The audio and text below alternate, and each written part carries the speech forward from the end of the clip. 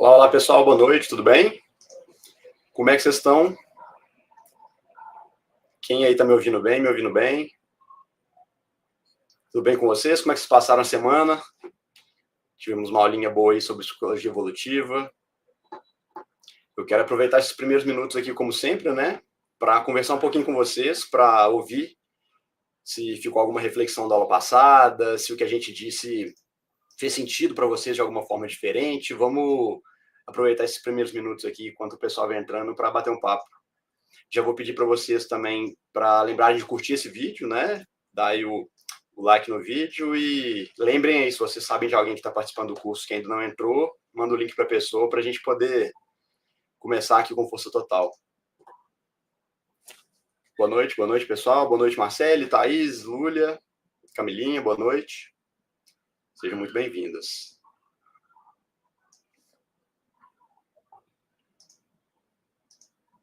Meu áudio e minha imagem tá boa para vocês, pessoal? Tá tudo ok? Se precisar aumentar um pouquinho aqui.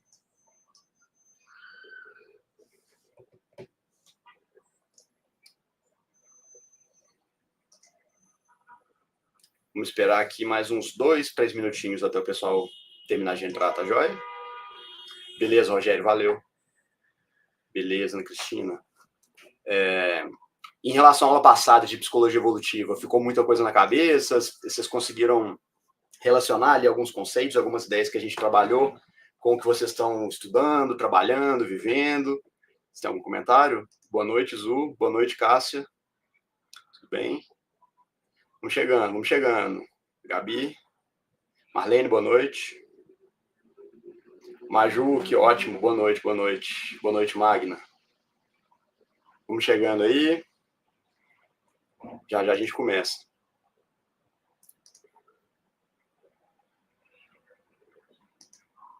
Cindy, vou te pedir, por favor, pode projetar para a gente os slides?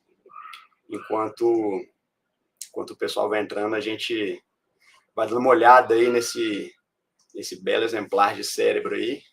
Tá parecendo um brócolizinho, não uma couve-flor. Mas achei essa imagem muito bonita. Vamos falar um pouquinho agora dos que está por dentro de nós, né? Já falamos muito para fora. Boa noite, Gláucia. Boa noite, Fabiana, Regina. Vamos chegando. Mesmo sistema, tá, pessoal? Vou falar a palavra-chave em algum momento da aula e quando a lista de presença for mandada, vocês utilizam ela para preencher. Não se esqueçam que a lista de presença vai ficar aberta para quem está assistindo o curso depois. Não precisam correr, não precisam parar aqui a concentração de vocês para preencher. Só anotem aí a palavra-chave em algum lugar e quando terminar a aula, vocês preenchem a lista. Boa noite, Davi. Boa noite, Andréia.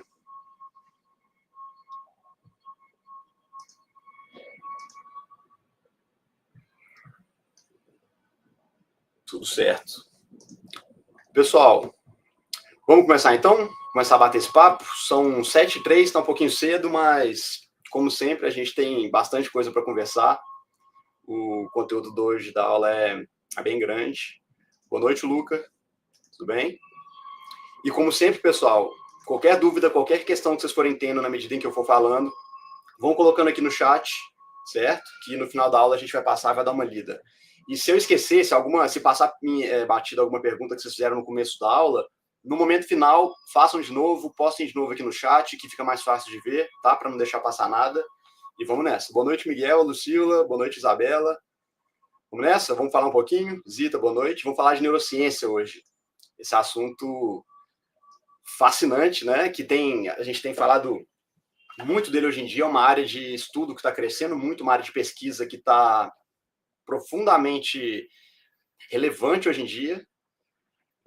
Então, como na semana passada a gente falou um pouquinho sobre como que o nosso processo evolutivo moldou a formação do nosso cérebro e a nossa capacidade de percepção, a nossa capacidade de filtrar estímulos, né, de definir meios de ação, de como que nós reagimos ao ambiente com base nos objetivos que nós determinamos, é importante a gente ter uma base também de neurociência, para poder entender um pouco melhor a maneira pela qual o nosso cérebro filtra a realidade, a maneira pela qual o nosso cérebro percebe a realidade. E esse é um tema muito delicado, porque, né, a realidade ela se apresenta para nós por meio de fatos, mas todos esses fatos eles são filtrados por meio da nossa personalidade e todos esses fatos são filtrados pelo nosso aparelho cognitivo. E a primeira parte do nosso papo aqui que eu queria falar com vocês é a respeito de como que se dá essa percepção, como que dá esse filtro de percepção por meio do nosso cérebro. Então, eu vou começar a aula de hoje já indicando um livro. É uma leitura muito leve, muito agradável a respeito de neurociência, né? Ela se chama Cérebro, uma biografia, do neurocientista David Eagleman. Ele tem muito material interessante. Ele produziu um documentário, se não me engano, para a BBC, para a Netflix, sobre como o cérebro funciona. Esse é um livro muito interessante, até se você não é da área, até se você não é da psicologia, se você não é da medicina. É muito legal perceber como que o nosso cérebro faz sentido da realidade, né? Então, o David Eagleman, ele tem uma linguagem muito simples, muito fluida. Ele escreveu esse livro muito provavelmente para o público leigo, e ele é um neurocientista da Universidade de Stanford. E a maior preocupação dele é a de fazer sentido da experiência humana por meio da interpretação que o cérebro faz da realidade. Então, para isso, ele começa explicando como que surgem e como que se desenvolvem as nossas sinapses, as nossas conexões cerebrais. Então, ele explica que grande parte da nossa capacidade de adaptação, que permitiu a nossa evolução enquanto espécie, ela está justamente na maneira como o nosso cérebro se desenvolve. Por quê? Isso acontece porque o nosso cérebro ele nasce extraordinariamente cru, inacabado. É por isso que nós nascemos tão vulneráveis e porque nós demoramos tanto para nos desenvolver. É diferente, por exemplo, né, de um filhotinho de zebra, que ela consegue correr 30, 40 minutos depois que ela nasceu para poder acompanhar o bando. Né? Muitas vezes elas nascem no meio de uma migração, né, e está a manada toda andando, e se a zebra não conseguir acompanhar o bando, minutos depois de nascer, ela fica para trás e morre. Então, golfinhos, né, os golfinhos já conseguem nadar pouquíssimos minutos depois de terem nascido. Já nós, seres humanos, nós nascemos muito indefesos e praticamente sem capacidade nenhuma, a não ser de respirar e de nos alimentar. Né? Nós temos ali uma quantidade muito básica e muito pequena de reflexos no começo da vida. Né? Então, por um lado, isso é ruim, porque a gente precisa ser cuidado e amparado por muito mais tempo. Nós ficamos frágeis e vulneráveis por muito mais tempo do que os outros animais. Mas, por outro lado, isso é ótimo, porque assim nós conseguimos criar sinapses das formas mais variáveis e mais adaptáveis de acordo com os estímulos que a gente recebe. E isso permite que o ser humano seja o animal mais adaptável de todos, né? A gente sempre escuta falar isso nas aulas de biologia, né? A maior vantagem do ser humano é a racionalidade. Tudo bem, mas a racionalidade só é possível devido à enorme capacidade que o nosso cérebro tem de se adaptar a circunstâncias diferentes. É por isso que o ser humano é o único animal que está presente em praticamente qualquer tipo de ambiente dentro do planeta. E essa é uma vantagem evolutiva absurda, não é? Então, assim que nós nascemos, nossos neurônios eles são discrepantes e desconectados, né? Enquanto nós somos bebês, surgem cerca de 2 milhões de sinapses, 2 milhões de novas conexões cerebrais por segundo no nosso cérebro. Então, aos 2 anos de idade, uma criança já tem mais de 100 trilhões de sinapses. E é por isso que esse processo de estímulo, esse processo de provocar uma criança, né, com fala, com gestos, com sinais, com expressões faciais, ele é fundamental nessa fase de crescimento e de amadurecimento durante a primeira infância, né? Então, após ao chegar no auge das conexões, o cérebro começa uma estratégia seletiva dessas conexões. É um processo que é chamado de poda sináptica, ou poda neurotal. E o que essa poda faz? É que na medida que nós amadurecemos, cerca de 50% das nossas sinapses são cortadas. Não é que elas são cortadas, elas são enfraquecidas, elas deixam de existir. Então é por isso aí que nessa imagem que eu coloquei, né, a quantidade de sinapses de alguém com 15 anos é muito menor do que alguém com 7 anos. E naturalmente, né, as sinapses responsáveis pelas atividades cerebrais que a gente mais utiliza, elas vão sendo reforçadas e elas permanecem. E aquelas que nós não utilizamos, elas vão se enfraquecendo e vão sumindo. Você já deve ter percebido, por exemplo, que esses processos que eles utilizam para ensinar novas línguas, né, para as pessoas, ele é muito baseado em repetição. Né? A gente memoriza, a gente armazena ou uma experiência que foi muito marcante, né? Isso pode até ser uma fonte de trauma, ou experiências e informações que a gente tem repetidas o tempo todo para nós. Então, os melhores métodos de aprendizagem são esses que dependem de repetição de conteúdo. Você aprende uma palavra hoje, você usa ela de novo amanhã, depois você aprende ela dentro de um contexto no outro dia e continua lembrando, certo? Então, é assim que as memórias são construídas também, né? E o hipocampo, ele é a região do nosso cérebro responsável por gerenciar esse processo de acesso às memórias.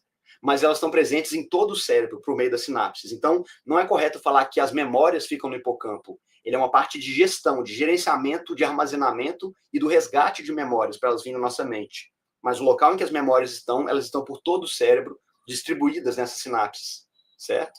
Então, esse processo de seleção e de poda de sinapses que a gente menos utiliza, né, as informações, as memórias, os fatos que a gente menos utiliza, ela dura a vida inteira, né? Mas o processo de construção do cérebro humano dura aproximadamente até os 20, 25 anos de idade, depende da pessoa. Então, qualquer atividade que a gente realiza, a gente está realizando um processo de poda e um processo de novas conexões sinápticas. É por isso que não faz muito sentido, você já deve ter ouvido muita gente falar isso, né? Ah, eu trabalho com reestruturação cognitiva, né? O meu método e a minha terapia, ela promove a reestruturação cognitiva, como se fosse algo incrível. Nossa, que coisa mágica, quântica. Não, gente. Qualquer atividade que você realiza promove reestruturação cognitiva. Se você vê uma pessoa todo dia no trabalho e dá oi para ela, isso aí é uma conexão que vai ser reforçada no seu cérebro. Se você deixou de encontrar uma pessoa, ou se você deixou de estudar um assunto, esse processo já promove uma reestruturação cognitiva. Então, isso não quer dizer muita coisa. É claro que não está errado falar isso, né, que muitos processos terapêuticos promovem essa reestruturação, mas isso aí é dizer muito pouco, certo? Então, parte do nosso trabalho é justamente esse. É estar diante de um mar de informações, de incontáveis informações, estímulos e possibilidades, e ainda assim precisar se organizar, de forma a filtrar somente aquilo que a gente precisa, né, naquele momento, naquele contexto específico, e tirar fora, e ignorar tudo o que é desnecessário. Caso contrário, a gente não ia conseguir fazer nada, né? A gente ia basicamente sentir fome, né? E a quantidade de possibilidades e informações no universo a esse respeito, né? De como matar a fome, de como conseguir comida, de como preparar comida. Essas informações são tão amplas e tão variadas e tão grandes, né? Que a gente morreria de fome antes de conseguir organizar e operacionalizar esse processo de conseguir comer alguma coisa. Então, a gente pode pensar no nosso cérebro como uma máquina muito complexa de absorver, processar e filtrar as informações. Mas essas informações estão sempre voltadas para servir um objetivo específico. Então, o nosso cérebro está sempre lidando com o problema, certo? Eu estou aqui diante desse universo quase infinito de possibilidades, informações, estímulos, mas o que eu devo ignorar? No que eu devo prestar atenção? Não é bom? Nós ignoramos praticamente tudo, menos aquilo que é importante para nós. E é aí que mora o problema. Porque não é sempre que nós vamos saber aquilo que é importante e aquilo que não é importante na hora de escolher, na hora de definir e buscar objetivos. Para objetivos mais simples, talvez, né? Tipo assim, eu vou tomar um banho, eu sei que é importante eu saber onde está o banheiro, onde está o shampoo, né? Como que liga o chuveiro, como que tempera a água, são informações simples. Mas quão complexas podem ser as nossas atividades e demandas hoje em dia, né? A respeito de um planejamento de carreira, a respeito de decidir se eu vou mudar ou não vou mudar de país, de cidade, decidir se eu vou ficar com uma pessoa ou não vou ficar com uma pessoa, né? Então as informações são muito complexas, certo? E esses aí são problemas difíceis de resolver. Então, além disso, né, além desse mundo absurdamente complexo em que a gente vive, a nossa capacidade de percepção também é muito limitada. Nós só conseguimos, por exemplo, focar nossa visão em um ponto de cada vez. Então, apesar disso, a gente tem uma visão periférica embaçada, né? Mas o nosso foco, aquele ponto em que você consegue enxergar com nitidez e clareza, é somente de um ponto por vez. Quando você está lendo um livro, por exemplo, você não está olhando para uma página, você está olhando para um ponto, para uma letra, né? No máximo duas, enquanto você percebe as outras letras do lado com a visão periférica e você compõe a palavra na cabeça. Mas a gente só consegue focar a visão em um ponto de cada vez. A gente também só consegue ouvir sons que estão num campo entre 20 e 20 mil hertz. E existem sons de uma frequência muito mais alta e muito mais baixa do que isso. A luz que é visível, né, o espectro de luz que é visível para nós, constitui também uma fração minúscula de todo o espectro eletromagnético que existe, né? É uma diferença muito grande. Então, todo o restante, a gente consegue enxergar, se não me engano, uma fração de 1 em 10 milhões de todo o espectro magnético que existe. Isso inclui, por exemplo, ondas de rádio, micro-ondas, ondas de raio-x, raios gama, as conversas que passam por celular, por Wi-Fi. Tudo isso aí está passando por nós nesse exato momento e a gente nem percebe. E nós não percebemos porque nós não temos receptores biológicos, né, adaptados para captar e interpretar esses sinais. O mesmo vale para a nossa percepção sensorial, para o nosso olfato, para o limite da distância da nossa visão, para o limite de temperatura que nós suportamos. Então, assim, a fatia da realidade que nós conseguimos perceber é incrivelmente limitada pela nossa biologia. Ainda tem outro problema. Mesmo dentro das coisas que nós conseguimos perceber pelos nossos sentidos, né, que são captadas, que são percebidas por eles, ainda assim a gente capta e filtra uma quantidade muito pequena de coisas. Isso porque a nossa atenção opera de forma seletiva, certo?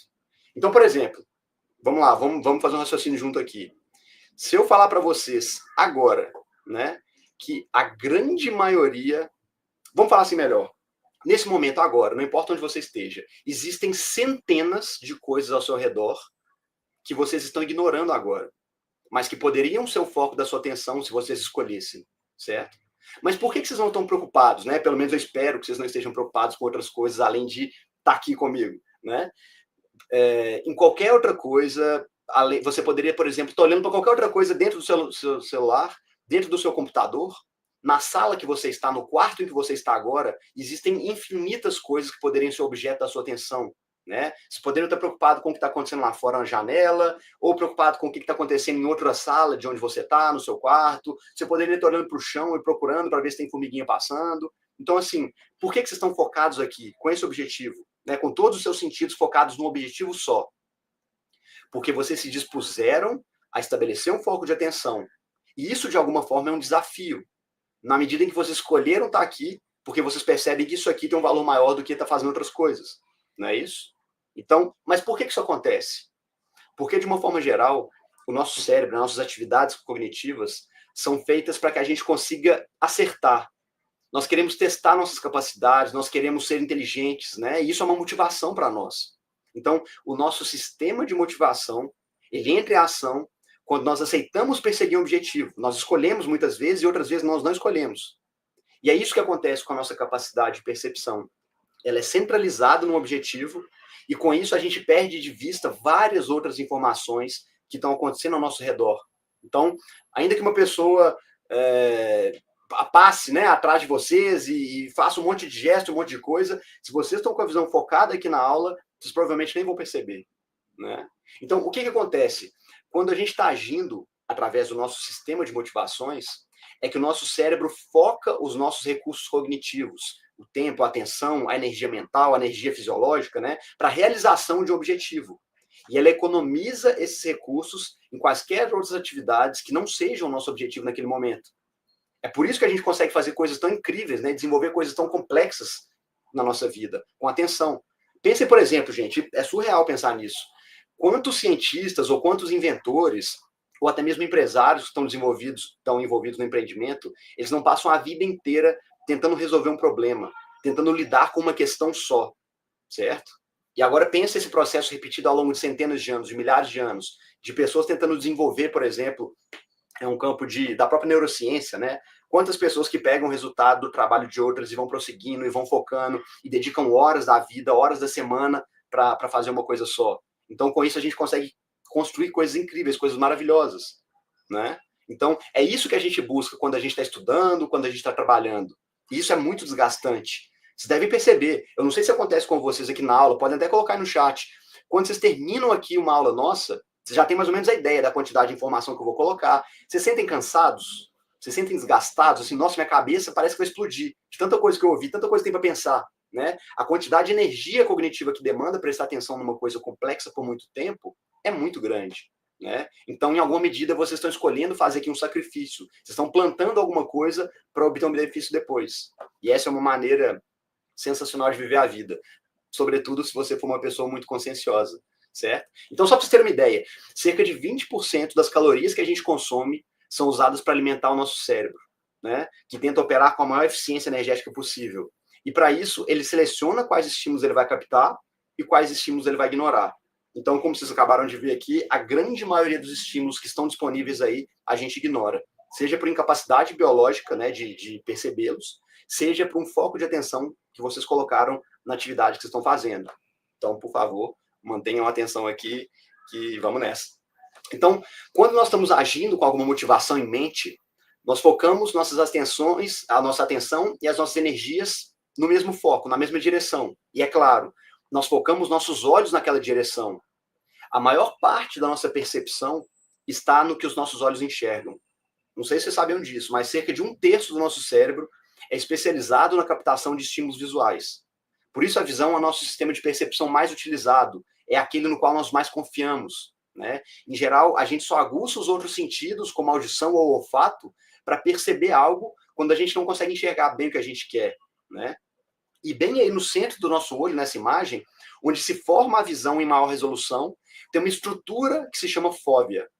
Ela é localizada no centro do nosso eixo óptico. E quando ela está alinhada com o nosso campo de visão, que a gente consegue enxergar, né, numa maior resolução, numa maior nitidez, ou seja, é ali que está o nosso foco. É na fóvea que está concentrada a maior quantidade de células dos nossos olhos. E o efeito dessa visão concentrada é tão grande, é tão poderoso, que nós conseguimos até sentir quando alguém está nos olhando pela fóvea. Sabe quando vocês estão parados, às vezes, num lugar, seja sentado num banco, numa praça, ou até num banco de cinema, e você começa a ter aquela sensação de que, do nada, alguém está olhando para você. E aí, quando você vira a cabeça na direção da pessoa, né, que você sente, de alguma maneira, você sente que você está sendo observado daquela direção, você vira o seu rosto e você vê aquela pessoa desviando o olhar, ou seja, a pessoa realmente estava te olhando. Quando isso acontece, é quando a fóvea de alguém está totalmente focada em você, certo? E na parte lateral dos nossos olhos, a gente tem a visão periférica. Ela não tem a mesma potência da visão focada, né? E a visão que ela capta funciona como um processo de triagem. Então, quando eu olho direto para frente, eu só consigo enxergar num ponto. Então, e isso é muito interessante, pensa bem, vocês estão com a visão focada em algo, vocês estão enxergando o que está diretamente naquele ponto. O que a gente deve usar como indicativo de que seria melhor desviar a nossa visão, olhar para outro lugar? Já pensaram nisso? Uma das respostas é movimento, né?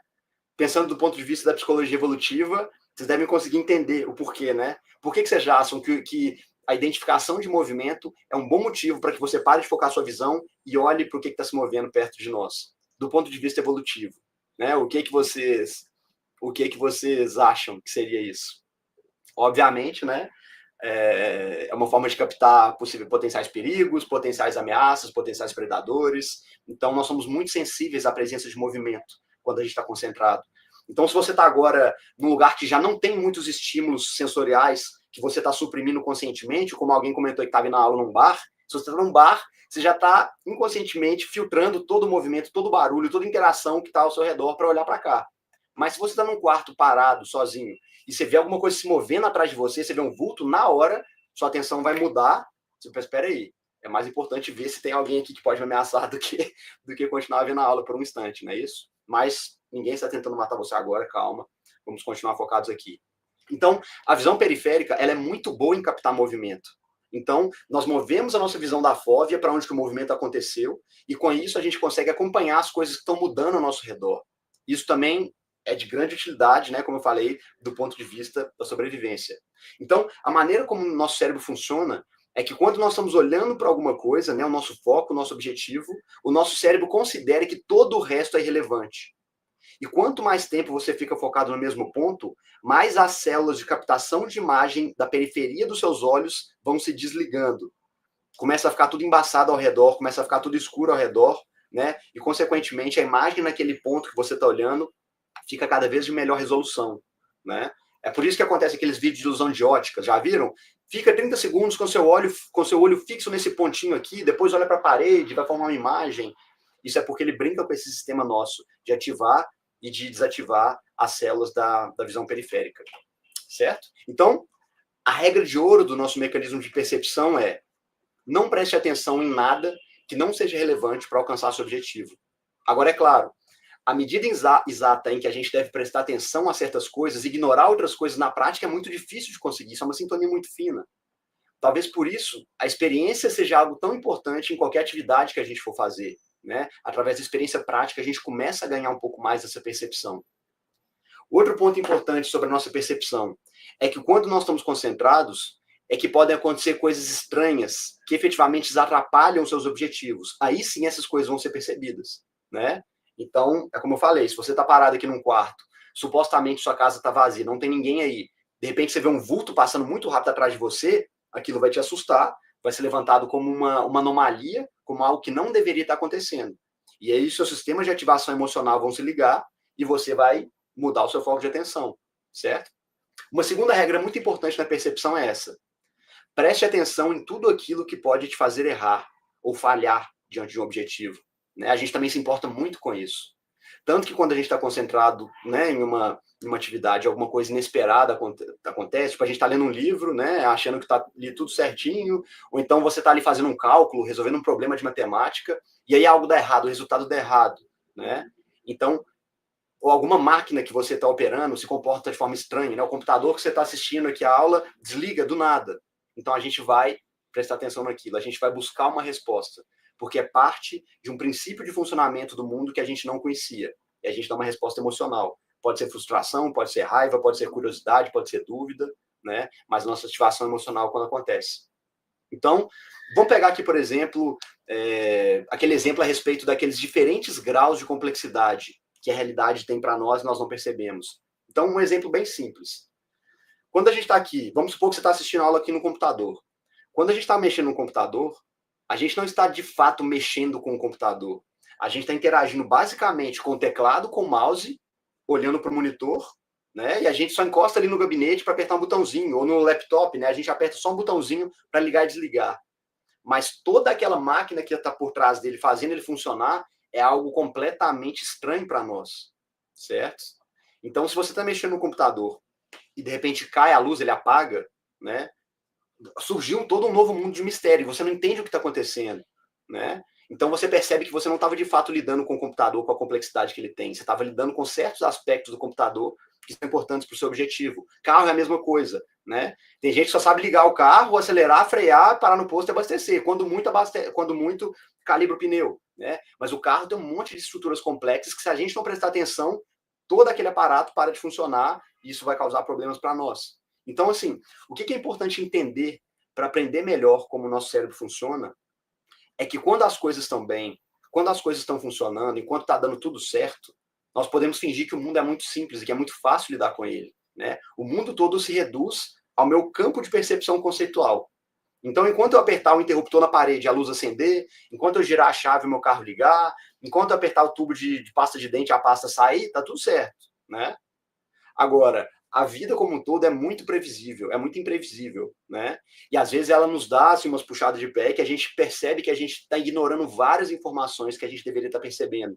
Isso nos acende emocionalmente, para que a gente amplie o nosso campo de percepção e aprenda coisas novas para poder lidar com o mundo, para poder fazer sentido do mundo, certo? Então, quando algo dá errado, né? Em algum momento as coisas dão errado, vem ali uma reação emocional, uma ansiedade, uma certa insegurança.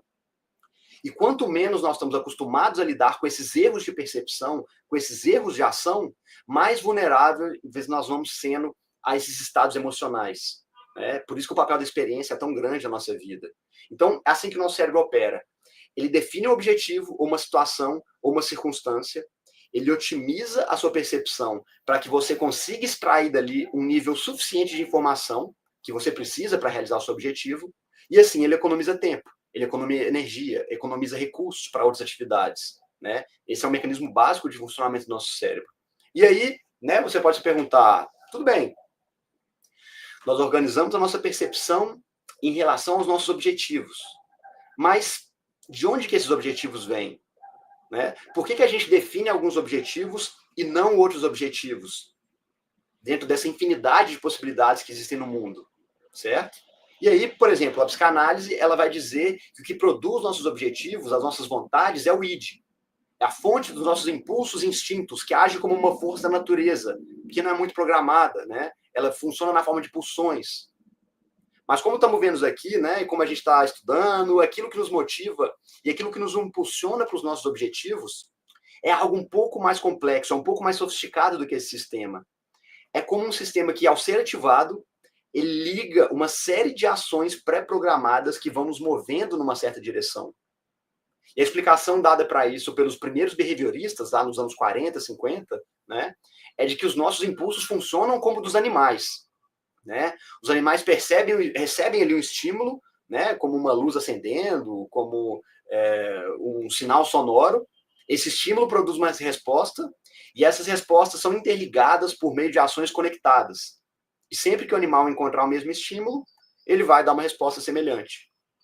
Mas um dos experimentos que mostraram que essa teoria também estava errada foi de que eles pegaram alguns ratinhos de laboratórios, que eles estavam acostumados a percorrer aqueles labirintos que eles montam, né, naquelas gaiolas grandes, para encontrar ali um queijo no final, uma recompensa no final.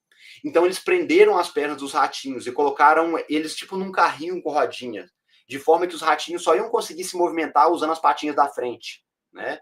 Que é um mecanismo motor completamente diferente daqueles que eles usam para andar normalmente. Então, a única maneira que os ratinhos tinham de se mover era cavando ali com as patas da frente, e mesmo assim eles conseguiam se locomover. Eles conseguiam percorrer o labirinto e chegar até o queijo. Ou seja, esse experimento demonstra que os animais eles conseguem adaptar o seu padrão normal de conduta para chegar no objetivo que eles já foram pré-definidos. Então, tem outros experimentos um pouco mais complexos que foram repetidos com chimpanzés, né? Por exemplo, eles colocam o chimpanzé numa jaula, colocam uma comida fora da jaula, numa distância que o chimpanzé não consegue alcançar com a mão dele, né? E aí eles começam a desenvolver estratégias alternativas. Alguns chimpanzés começam a aprender a usar ferramentas, né? Eles pegam um pedaço de pau e puxam a comida e puxam a banana para perto deles para poder se alimentar. Então, o animal ele possui essa capacidade de adaptação, essa capacidade de aprendizado, limitada, é claro, pela categoria cognitiva que ele tem. Ou seja, disso aí, a gente tira a ideia de que nós precisamos estruturar o mundo para conseguir fazer sentido dele. A maneira como a gente constrói essa estrutura vai passar por uma série de mecanismos complexos, como nossos valores, nossos exemplos, as referências que nós temos, né? As experiências prévias que a gente tem nesse campo, o ambiente, as possibilidades que o ambiente nos fornece, e, é claro, a nossa personalidade, né? Não poderia ficar de fora aqui. Então, vamos pensar aqui. Numa estrutura de percepção, a gente deve levar em conta primordialmente duas coisas. Em primeiro lugar, são as coisas que nós já sabemos e já conhecemos, que simbolicamente são representadas pela ordem, não é? Pela luz, pelas estruturas hierárquicas, pelo campo do que é conhecido ao nosso redor, pela parte da realidade que nós já dominamos e entendemos. Eu espero que vocês já tenham relacionado isso que eu estou falando com aquele reino do domínio da luz ali, né, do Rei Leão, aquele reino conhecido que o Mufasa mostra para o Simba, certo? E também nós somos orientados pelas coisas que nós não sabemos, que não conhecemos, que são representados simbolicamente pelo caos, pelo inesperado, pelo desconhecido, né? São aquelas zonas sombrias que cercam o nosso horizonte daquilo que é conhecido, de onde podem vir coisas novas, boas ou ruins. A gente nunca sabe, né? Então, como a gente viu, é fora do nosso domínio de competência que está a chave para o nosso aprendizado, para o nosso desenvolvimento, para a nossa evolução, para a nossa melhora, certo? Porque se a gente continuar vivendo e fazendo as coisas baseadas só no que a gente já sabe, só no que a gente já dominou, a gente não está aprendendo nada de novo. Né? O que está acontecendo aqui agora, nesse exato momento, é que eu estou apresentando para vocês algumas ideias, alguns conceitos, que possivelmente eram desconhecidos para vocês antes. E na medida que esses conceitos forem fazendo sentido para vocês, vocês vão poder usar essas informações para compor a estrutura de percepção de vocês. Né? E tomara, né, que isso vai ajudá-los a entender, né, ajudar a entender as coisas melhor, a decidir de uma forma melhor, a conseguir se mover de uma forma melhor pelo mundo, né? E isso é como que a conquista de um espaço novo, é como a abertura de novas possibilidades, é como a iluminação de um novo caminho, não é? E a abertura para possibilidades que antes eram inacessíveis. E a psicologia faz isso como poucos campos do conhecimento, porque na mesma medida em que você estuda sobre ela, você começa a adquirir conhecimentos que vão te ajudar a exercer uma profissão. Isso é bom, porque isso vai te dar uma carreira, né? Vai te dar algum sustento, alguma quantidade de conhecimento e respeito por aquilo tudo, isso é ótimo. Mas, ao mesmo tempo, você vai estar aprendendo um pouco mais sobre você. E isso também vai te modificando individualmente. É por isso que eu acho a psicologia tão incrível. Na medida que você estuda, você compreende melhor a si mesmo, aos outros você se melhora, a maneira de você enxergar o mundo muda, né? Então, vamos lá. Nós temos, então, estruturas de percepção. E elas são feitas entre esse equilíbrio das duas coisas. Né? E essa dinâmica acontece mais ou menos assim. Vocês estão aqui agora comigo, participando dessa aula. Isso exige de vocês um grau mínimo de concentração. E isso só é possível porque vocês não estão mergulhados no estado de caos. Por quê? Porque eu presumo aqui, né, tirando aquela pessoa que está aí no bar, né, a maioria de vocês ou está em casa, ou está pelo menos num ambiente fechado, com acesso à iluminação, né? Você sabe que você tem um banheiro por perto, né, com um sistema de encanamento que funciona perfeitamente se você precisar, né? Tem um controle térmico do nosso corpo, né? Você não deve estar num lugar que está extremamente quente ou extremamente gelado, senão você não ia conseguir se concentrar.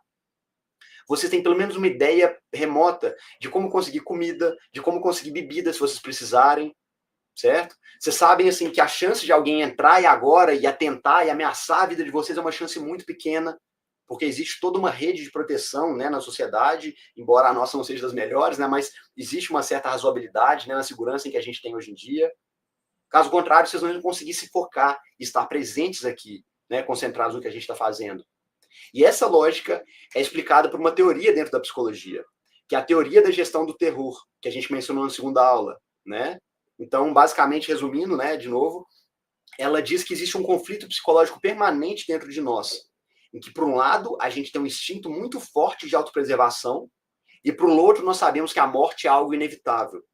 Então, muitos dos nossos comportamentos são basicamente naquela síntese, né, da crítica que Freud faz às religiões. As pessoas têm medo da morte, então elas têm um desejo infantil de espantar esse medo. Então elas se voltam para religiões e para estruturas imaginárias para ouvir que a morte não é o fim de tudo e que existe uma continuidade depois dela. Né? Essa é uma das respostas psicológicas possíveis para essa questão. E esse é um tema clássico, né, na literatura grega, em obras da cultura popular hoje, né? A finitude e a morte é um tema que nos fascina e que nos traz, né, muita preocupação e às vezes muito desgaste psicológico. Mas é também por isso que nós somos tão zelosos com a nossa cultura.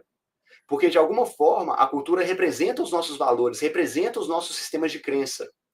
Então, a cultura de um povo é a forma que aquele povo encontrou de não esquecer, de não ser destruído pela inevitabilidade da morte. E como é que isso acontece? A cultura preserva algumas maneiras de viver, de se comportar, não é? Algumas formas já conhecidas e já mapeadas por pessoas que vieram antes de nós. Então, a cultura serve como um fator protetivo muito grande psicológico. Por isso, estar inserido numa cultura, numa comunidade, é algo muito importante para nós do ponto de vista da estabilidade psicológica, né? E a gente não pode perder isso de vista. Pessoal, vou falar aqui já para vocês a palavra-chave da aula de hoje, não poderia ser diferente. A palavra-chave hoje é cérebro. Cérebro, tudo com letra minúscula, certo? E aí, anotem essa palavra cérebro para vocês colocarem no formulário de presença. E, por favor, não se esqueçam que a Associação ALOS está com a agenda aberta para atendimento psicológico.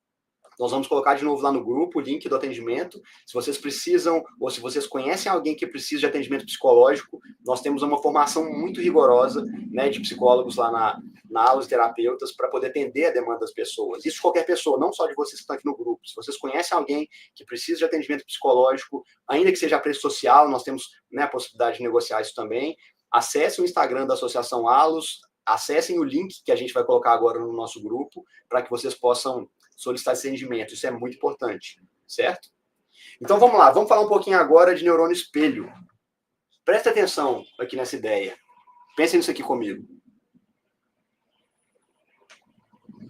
Por toda essa lógica que eu estou explicando de como o cérebro funciona, num princípio de seleção de estímulos e de economia de energia, tudo que nos ajuda a eliminar a complexidade do mundo e tudo que nos ajuda a filtrar as informações necessárias para a gente chegar ao nosso objetivo é entendido como algo positivo, como algo bom para o nosso cérebro.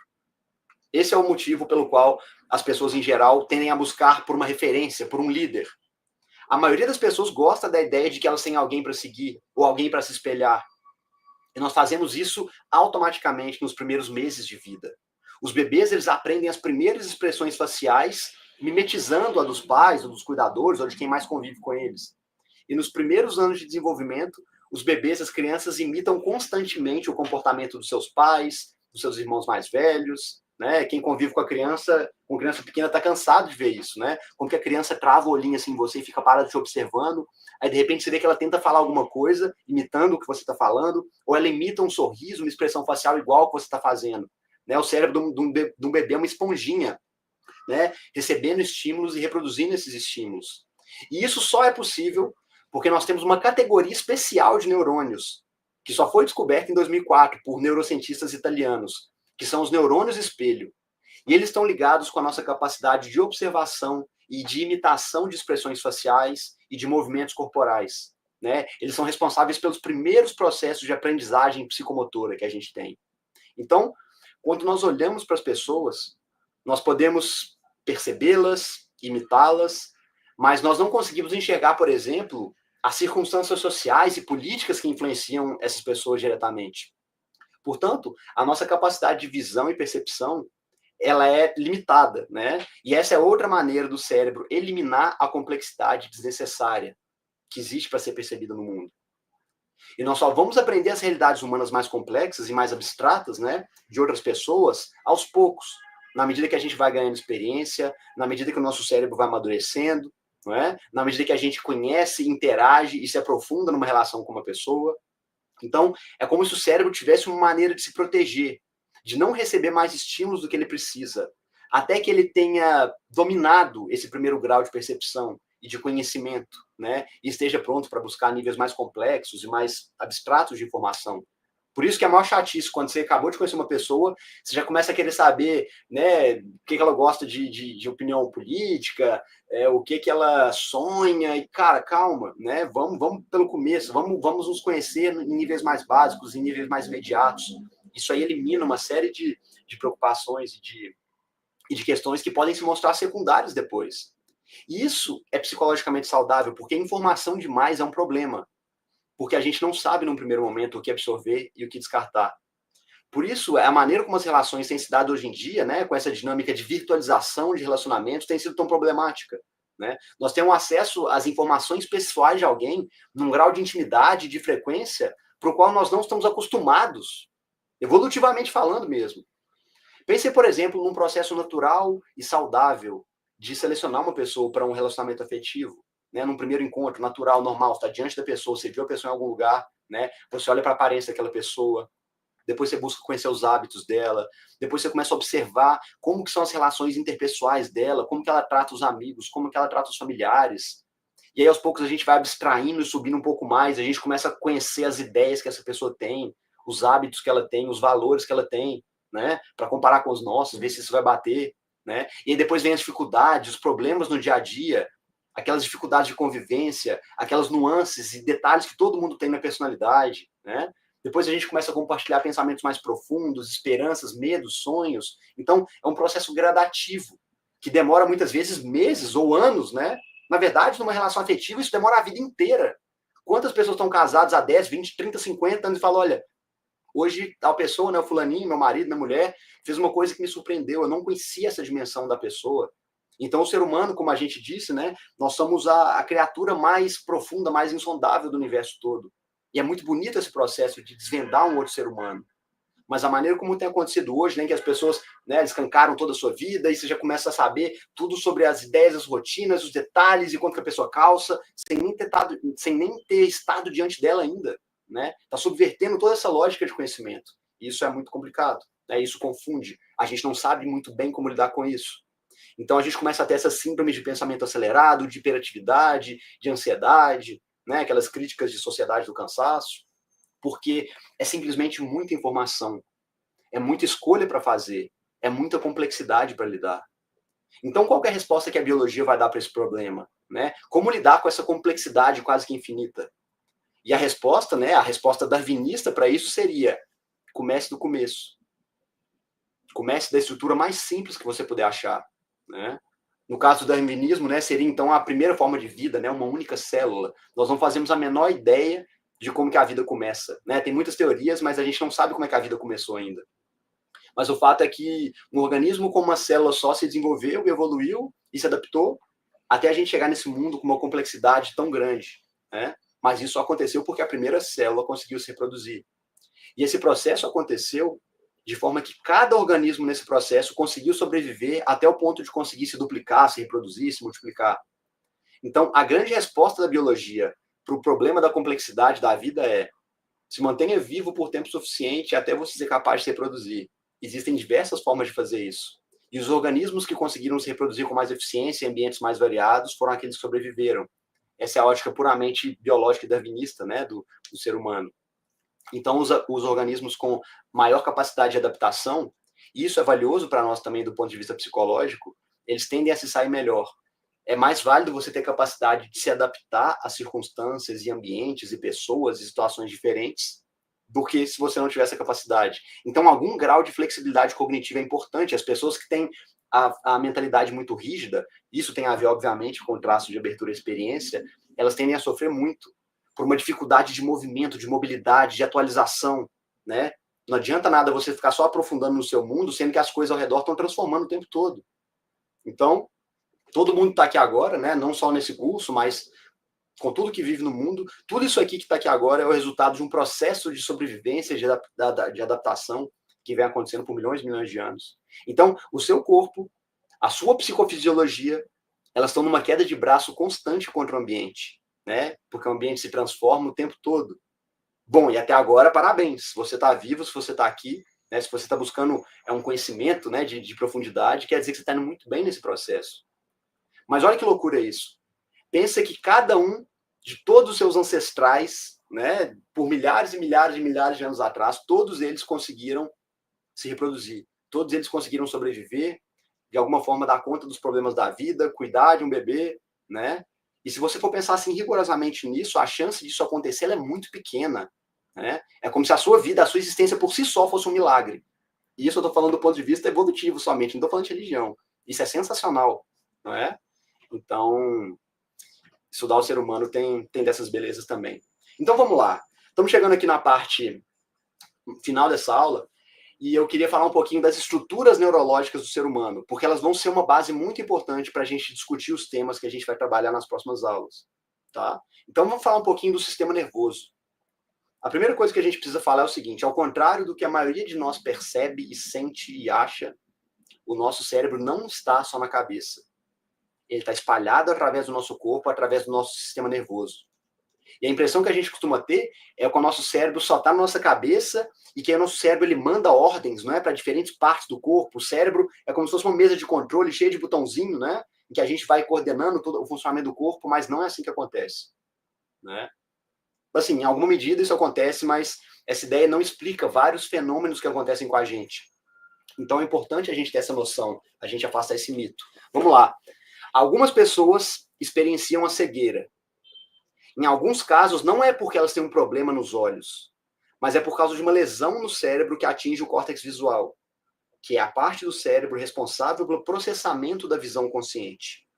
Então, se, por exemplo, uma pessoa tiver um tumor nessa região, ou se ela bater a cabeça e machucar, ou se ela levar um tiro nessa região, ela fica cega. Ela não consegue enxergar, certo? Mas se você chega para essa pessoa, e é claro que eu estou aqui aludindo a estudos científicos que já aconteceram, se você chega para essa pessoa e fala, olha, tudo bem, você está cega, mas vamos tentar fazer um experimento aqui. Eu vou levantar um braço, e você senta na frente da pessoa, né, claro, e fala, eu vou levantar um braço, e você vai tentar me dizer qual braço eu levantei. E aí você levanta o braço direito e a pessoa adivinha. E aí você levanta o esquerdo e ela adivinha. E você repete isso 10 vezes e a pessoa acerta todas. Esse fenômeno é chamado na neurociência de visão cega. Existe um outro tipo de visão cega.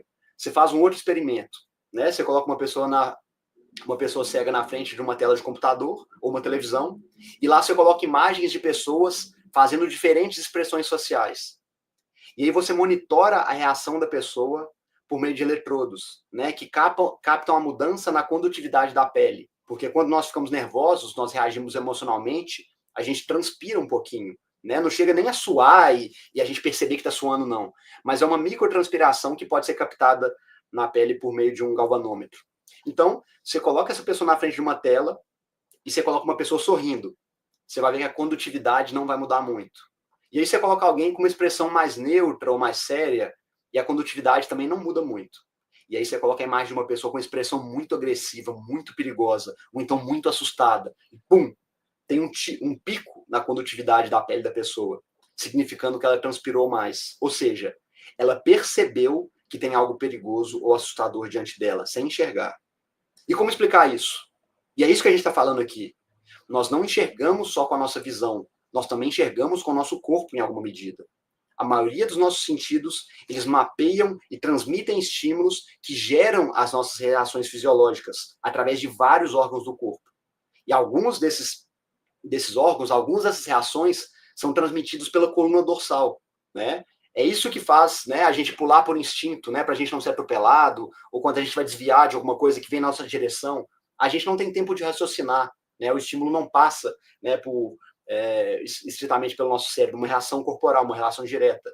Né? Numa luta, por exemplo, de lutas artes marciais, ou numa luta de boxe, A esquiva dos lutadores é feita quase sempre por reflexo. O corpo move sozinho, né? Não é uma capacidade de enxergar a direção do golpe, de decidir qual tipo de esquiva ou de defesa que você vai usar, e só então você começa a mexer. Não dá tempo, né?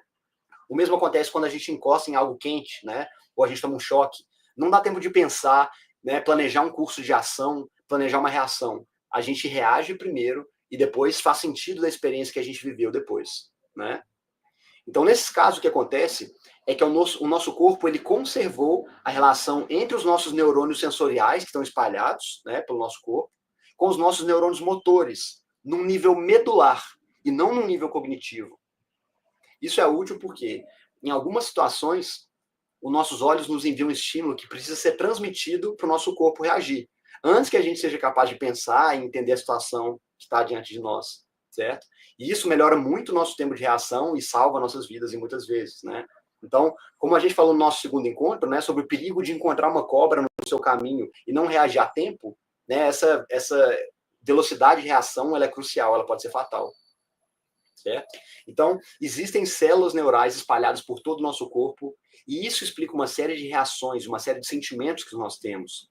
A gente tem uma quantidade enorme de células neurais espalhadas no nosso plexo solar, que é aqui na parte de baixo da barriga, né? É uma rede de neurônios que fica atrás do nosso estômago, embaixo do nosso diafragma.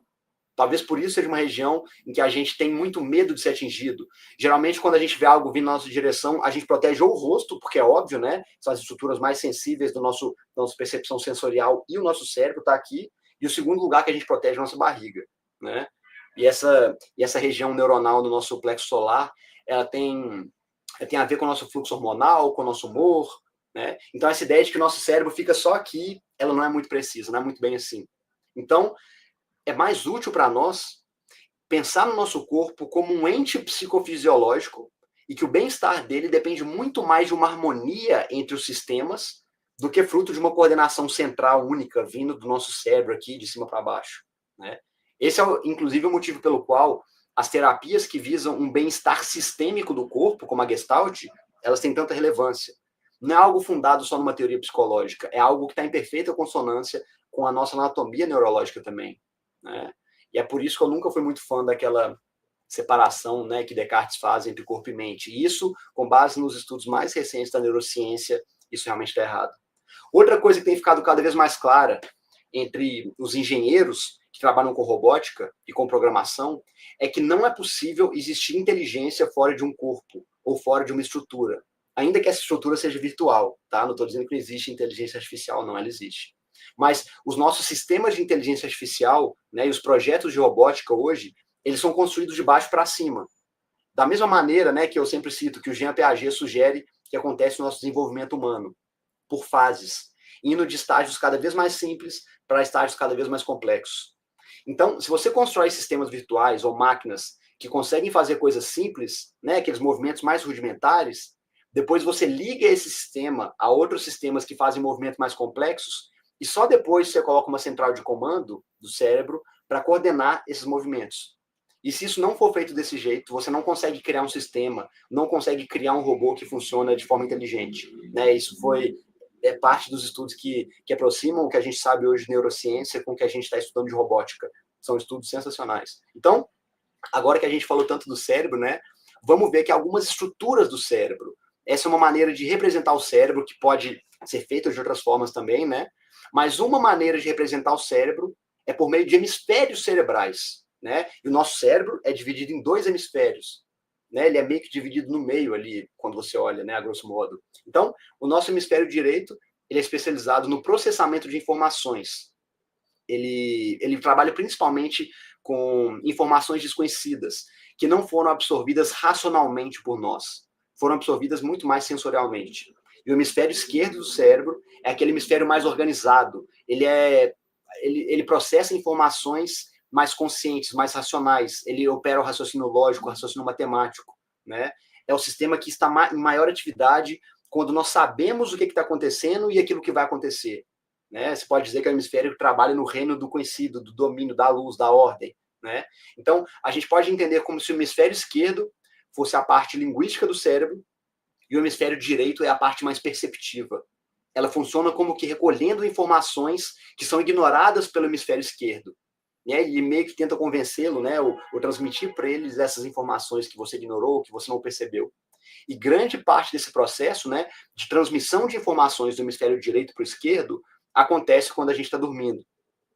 É justamente por isso que muitos pesquisadores entendem que esse processo é a chave para a gente entender como que são construídos os nossos sonhos. Então, talvez o que acontece quando você sonha é que durante o dia os seus processos cognitivos estão ali investidos no objetivo, estão focados, não é? Eles são muito bem definidos e muito programadinhos, né, para a maneira como a nossa mente funciona, como se fosse uma máquina, né, seguindo um padrão, buscando cumprir objetivos.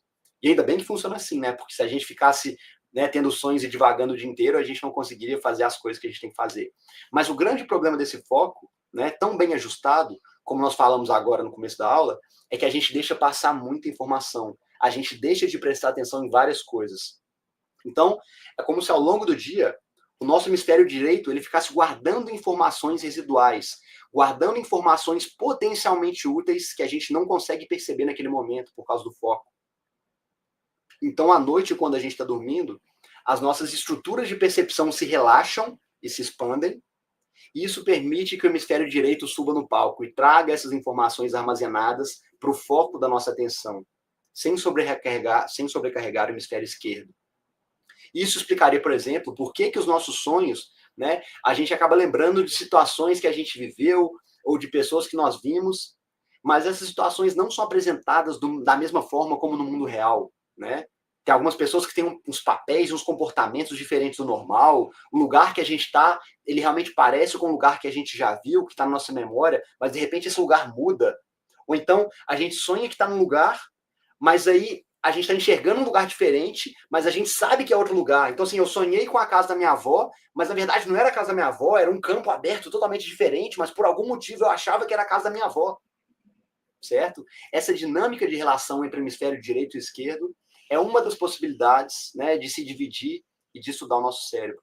E se vocês, né, se interessarem por esse tipo de trabalho, por esse tipo de estudo do cérebro, eu recomendo o trabalho do neurocientista, o nome dele é muito complicado, é Eukonom Goldberg, eu vou colocar aí no chat para vocês, né? Lê os estudos dele, lê os livros dele.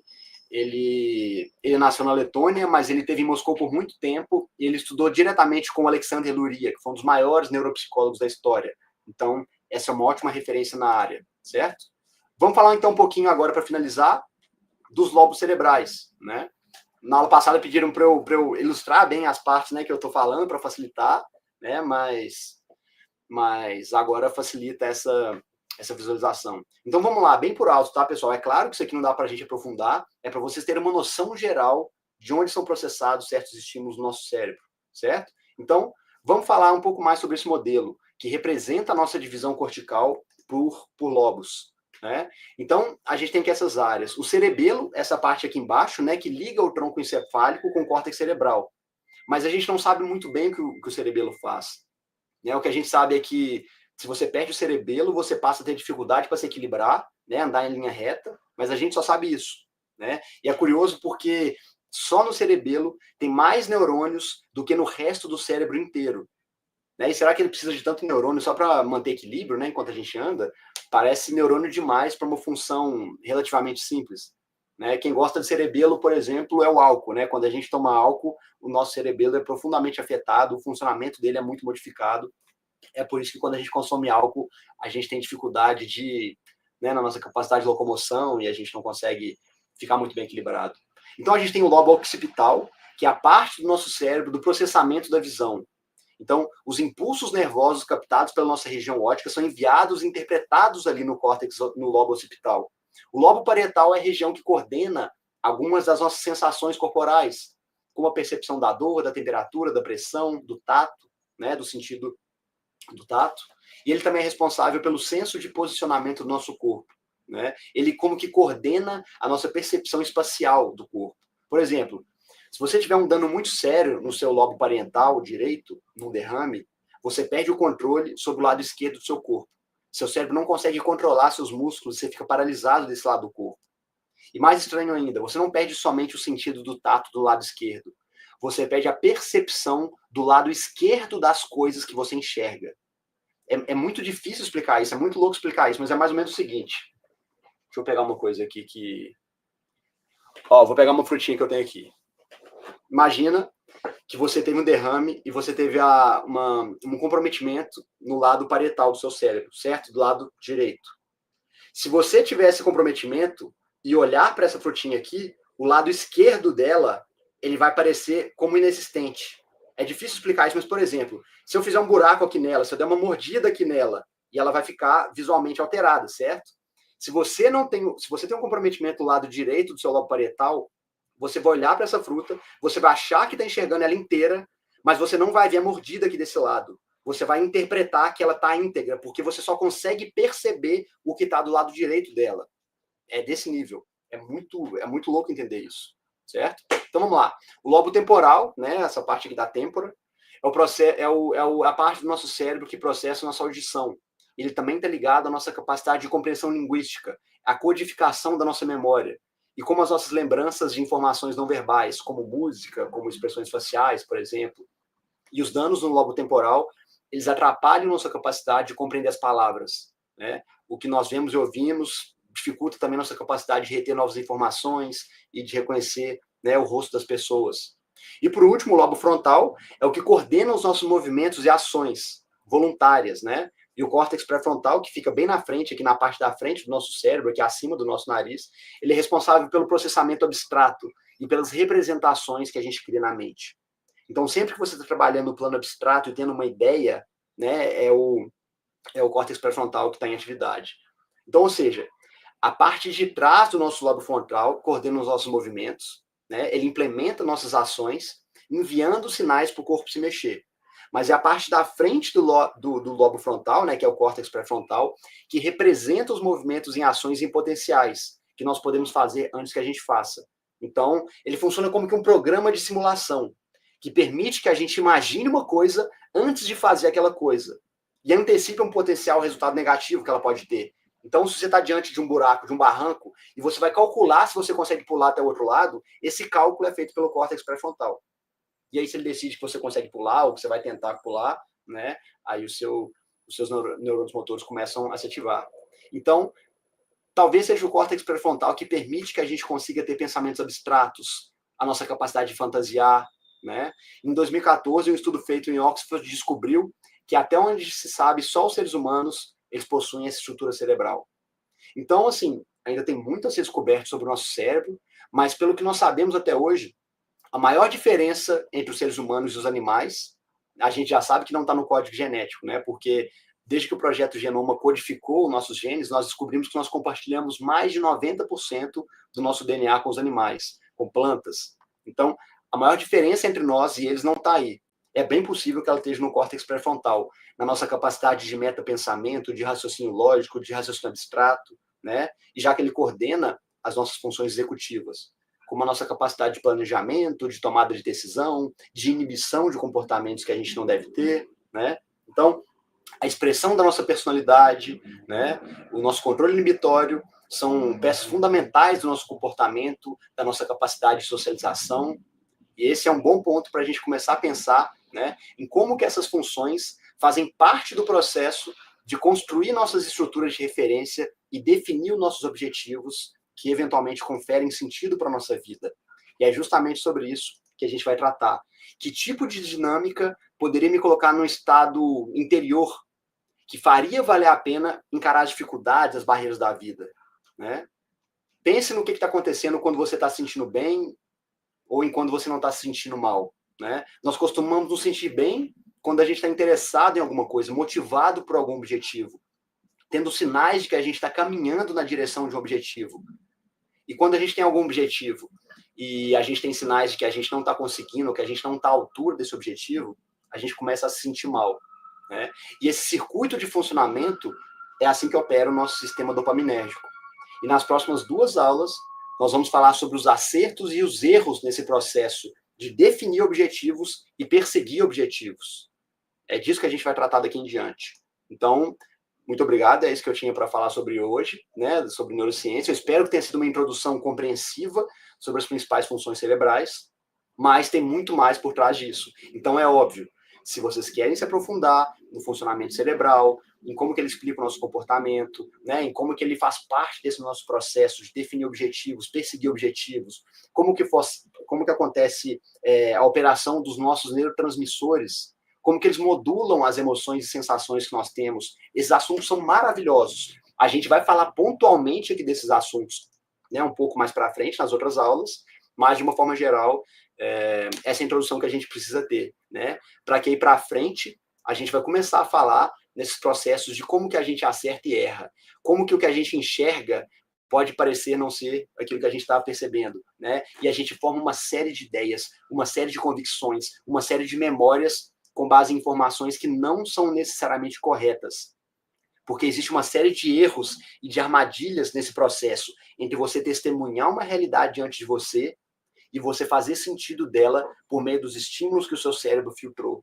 E essa parte, assim, é sensacional, uma das partes mais incríveis da psicologia cognitiva, né? Ela é uma base muito boa para quem vai estudar a psicologia, né, com base na TCC, com base principalmente nas terceiras ondas, porque elas relacionam muito os processos de percepção do cérebro com o processo de interpretação das experiências que nós vivemos. E aí que surgem, por exemplo, os esquemas, né, os erros de interpretação. Então, essa vai ser uma introdução muito boa para esses assuntos.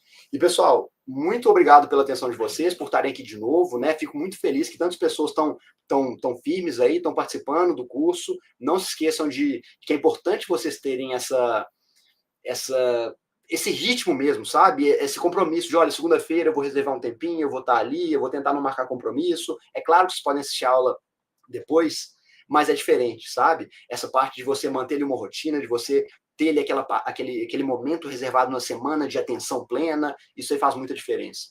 Então, muito obrigado pela participação de vocês. Eu vou ficar aqui mais alguns minutos respondendo algumas perguntas, né? Fiquem à vontade para fazer novas perguntas. Eu vou dar uma olhadinha aqui no chat. Cindy, pode ficar à vontade, por favor, para colocar alguma pergunta que você tenha percebido ao longo da aula, né? E vamos lá, vamos dar uma olhada aqui nas perguntas. Vamos lá. A Sandra fez uma... Vamos lá, Sandra. Isso, eu ia ler essa pergunta, né? E quando a gente tem um sonho de que algo vai acontecer e algo realmente acontece? Aí, novamente, a resposta para essa pergunta depende da perspectiva pela qual você está abordando ela.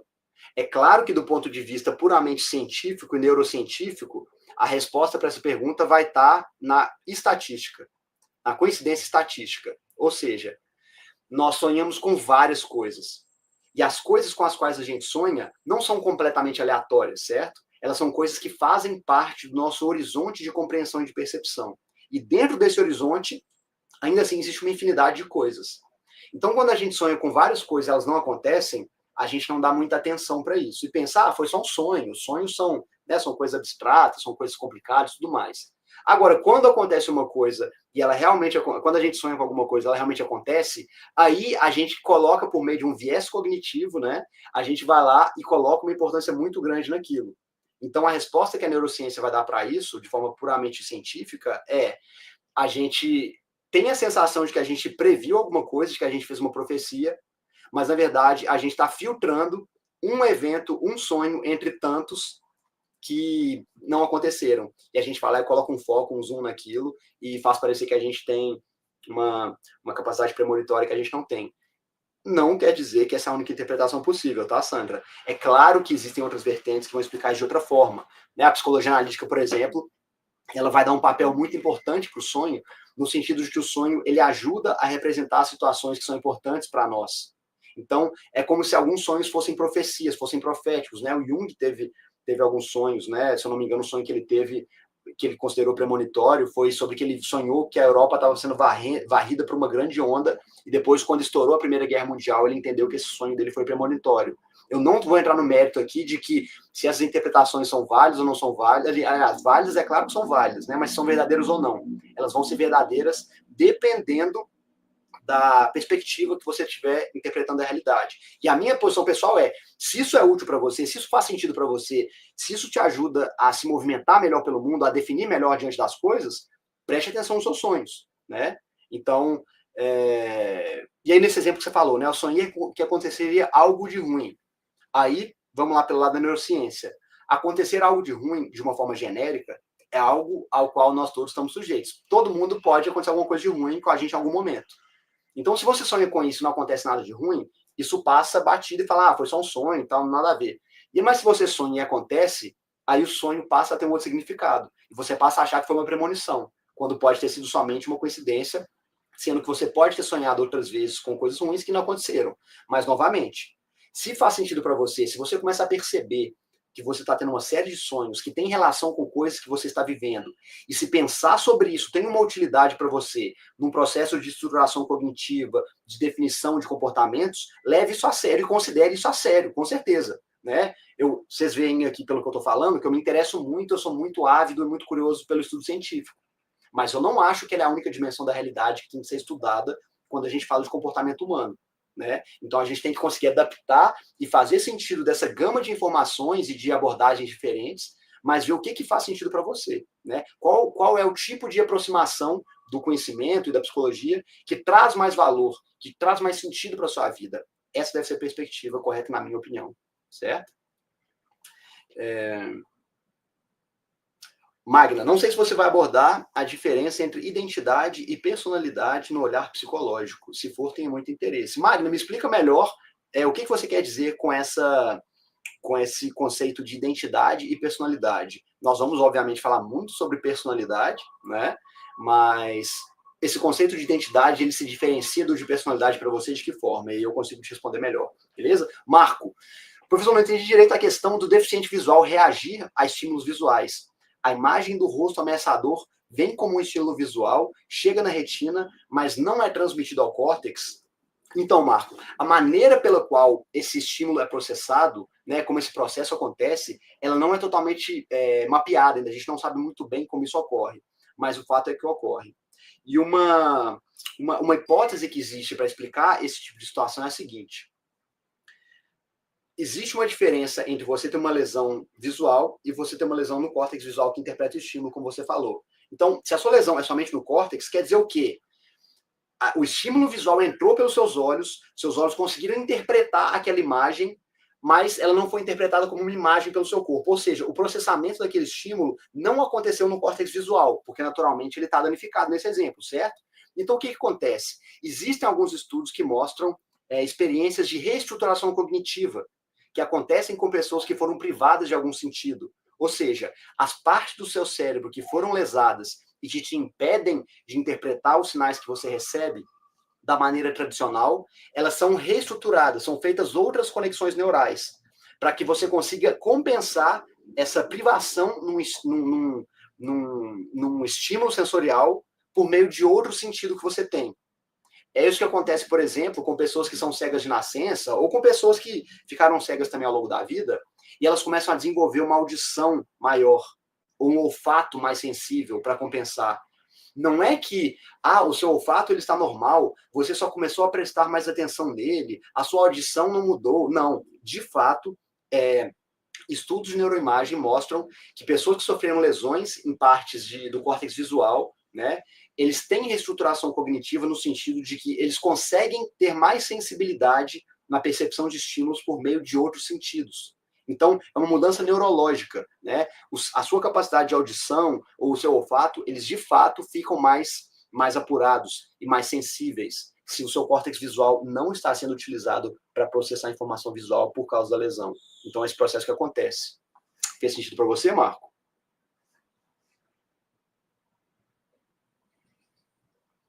Vamos lá. Tem mais alguma outra pergunta? Estou indo aqui nas primeiras mensagens do chat, pessoal. Se tem mais alguma pergunta, e se eu não ouvi ainda, façam novamente aqui que eu respondo, beleza?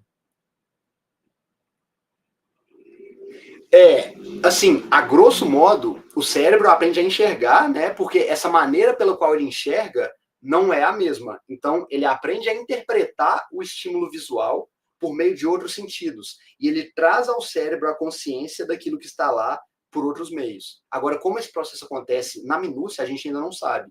Mas, de fato, é como se fosse uma compensação, né? É como se o cérebro ele percebesse aquela imagem de uma maneira diferente, aquilo chegasse até a nossa consciência, mas é claro que ela não tem a imagem completa, né?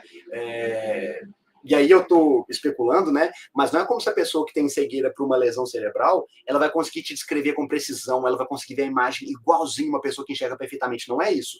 Ela consegue perceber e filtrar alguma informação que está presente naquele estímulo visual e reproduzir para a sua consciência, de uma maneira que o seu corpo reage àquilo. É por isso que essa percepção é feita por meio do galvanômetro, né? Do estudo da condutividade da pele. É claro que ela não vai conseguir ter uma visão, né, como as pessoas que não têm a lesão no córtex occipital. Beleza? Fez sentido? Maravilha. Pessoal, lembrando, tá? Na próxima semana, lembrando, número 1, lembrem de curtir o vídeo, né? É importante vocês comentarem aqui, curtindo o vídeo. Lembrando, 2, semana que vem é feriado, né? Dia 21 de abril é feriado, nós não teremos aula. E a gente vai ter aula de novo no dia 28 de abril. Nossa próxima aula, então, é dia 28 de abril. Nós vamos mandar um aviso lá no grupo, lembrando, mas só para vocês se programarem, né? Que segunda-feira que vem nós não teremos nosso encontro. Beleza? Pessoal, mais alguma questão? Ou estamos todos liberados? Tudo certo? Ô, Augusta, que pena, mas aí aproveita, né? O vídeo já está gravado, você já pode voltar esse vídeo lá para o comecinho e assistir ela agora, não tem problema nenhum, né? Pode voltar. Né? E na próxima aula, que é dia 28, não é dia 21, a gente se encontra novamente às 19 horas. Tá certo? Muito obrigado por estarem aqui. E é isso, pessoal. Vamos nessa? Dia 28 a gente volta. E qualquer dúvida, lembrem que vocês podem procurar nossa equipe. Né? Podem procurar a Cindy, podem procurar a Clara. Elas estão à disposição, a Alice também, certo? A lista de presença foi enviada. Foi enviada? Foi enviada. Está aqui no chat. É só você dar uma roladinha para cima que você vai encontrar a lista. Vamos lá, Magna. Na sociologia, identidade seria não apenas o que eu acredito que sou, mas também o que os outros legitimam que eu sou. Então, a personalidade é parte da identidade. Mas na psicologia, a identidade é personalizada. Exatamente. Né? E o conceito de identidade para a sociologia, o conceito de personalidade para a psicologia são diferentes. Até dentro da psicologia, as abordagens diferentes vão dar conceitos diferentes para o que é a personalidade. Nós vamos abordar aqui um ponto de vista um pouco mais científico, mas com nuances. Né? Eu vou explicar que a nossa personalidade ela é composta por vários sentidos e por vários elementos. Agora, a opinião que as pessoas têm sobre você pode fazer parte da sua identidade num sentido comunitário, num sentido sociológico. Mas a construção da sua identidade... Porque, vamos lá, nem sempre a gente tem acesso às informações em relação ao que as pessoas pensam de nós, certo?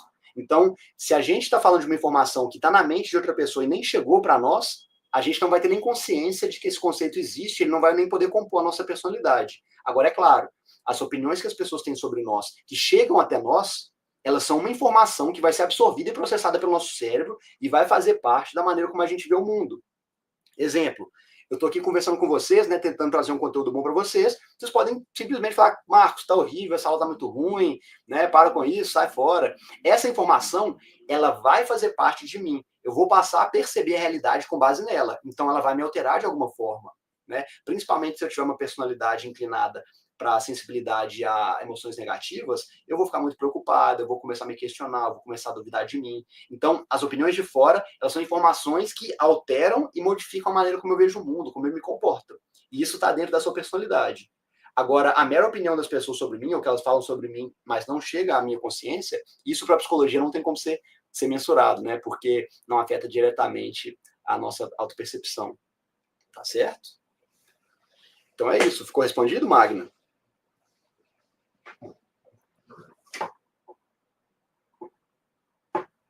É isso, pessoal.